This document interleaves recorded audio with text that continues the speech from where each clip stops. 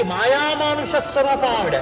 ఈ మాయాస్వరూపాన్ని వహించి ధరించగలిగిన వాడెవడో వాడు శివధనస్సుని ఎక్కుపెట్టి నియమించి అన్యత్రాడు కట్టగలిగిన వాడు పరమాత్ముడు. వాడు ఎక్కడ పుట్టాడో నాకు తెలియదు. వాడు నరుడిని తీసుకొచ్చి భర్తగా పెడదామంటే వాడు చేసుకున్న కర్మగా పుట్టిన నరుడు భర్త కాలేడు. సీతమ్మ రాముడు ఎవరో చెప్పగలదు. విష్ణువు నరరూపంలో ఎక్కడున్నారో చెప్పగలిగినటువంటి తల్లి భూమండలం మొత్తం మీద మైథిలి ఒక్కటే.